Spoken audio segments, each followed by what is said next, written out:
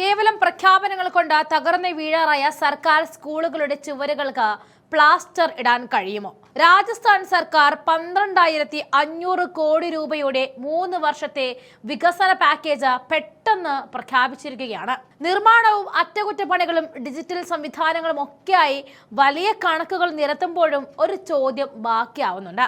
എന്തുകൊണ്ടാണ് ഈ പ്രഖ്യാപനത്തിന് പെട്ടെന്ന് ഇത്രയും ധൃതി? ഈ തിടുക്കത്തിന് പിന്നിൽ രാഷ്ട്രീയമായ ഭയമാണ് എന്ന് പകൽ പോലെ വ്യക്തമാകുന്നു. CJP എന്ന സംഘടന രാജ്യവ്യാപകമായിട്ട് ആരംഭിച്ച സ്കൂൾ ടീക് കരോ ക്യാമ്പയിനാണ് ഭരണാധികാരികളുടെ ഉറക്കം കെടുത്തിയത്. മഹാരാഷ്ട്രയിൽ സർക്കാർ സ്കൂളുകളുടെ ദയനീയമായ ശോചനീയാവസ്ഥ നേരിട്ടെത്തി ക്യാമറയിൽ പകർത്തിയ CJP പ്രവർത്തകനും മാധ്യമ പ്രവർത്തകനുമായ അഭിജിത് ദീപ്കെക്കെതിരെ കേസെടുക്കാനായിരുന്നു BJP ഭരണകൂടം തുനിഞ്ഞത്. മഹാരാഷ്ട്രയിൽ പൊതുവിദ്യാഭ്യാസത്തിന്റെ തകർച്ച തുറന്നു കാണിച്ചതിന് ഒരു മാധ്യമ പ്രവർത്തകനെ വേട്ടയാടാൻ സർക്കാർ തലത്തിൽ ശ്രമം നടന്നപ്പോൾ രാജസ്ഥാനിലും ആ സത്യങ്ങൾ പുറത്തു വരുമെന്ന് BJP ഭയന്നു. അവിടെയാണ് രാഷ്ട്രീയമായ വേട്ടയാടലുകൾക്ക് എതിരെയുള്ള പോരാട്ടത്തിൽ CJPക്ക് പൂർണ്ണ പിന്തുണയായിട്ട് കോൺഗ്രസും രംഗത്തെത്തിയത്. അങ്ങനെയാണ് രാജസ്ഥാൻ സർക്കാർ CJPക്ക് മുന്നിൽ മുട്ടുമടക്കിയത്.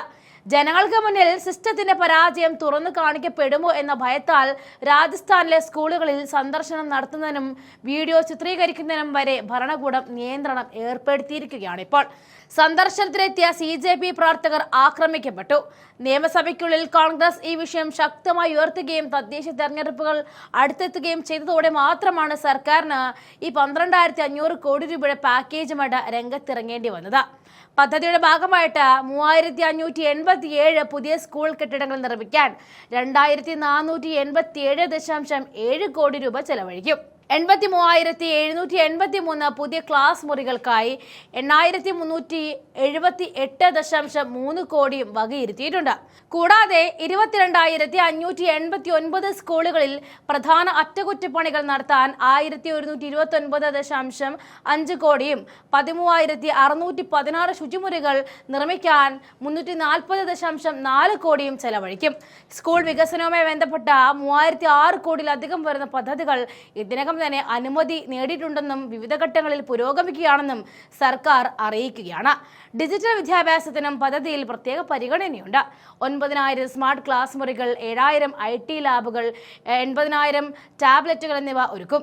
2026 ഡിസംബറോടെ ഡിജിറ്റൽ വിദ്യാഭ്യാസത്തിനായിട്ട് 1,087 കോടി രൂപ ചെലവഴിക്കാനാണ് പദ്ധതി. 2024-25 സാമ്പത്തിക വർഷങ്ങളായിട്ട് 1,219.9 കോടിയുടെ 3,364 പ്രധാന സ്കൂൾ നിർമ്മാണ അറ്റകുറ്റപ്പണി പദ്ധതികൾക്ക് അനുമതി നൽകിയതായിട്ടും ഈ സർക്കാർ വ്യക്തമാക്കിയിട്ടുണ്ട്.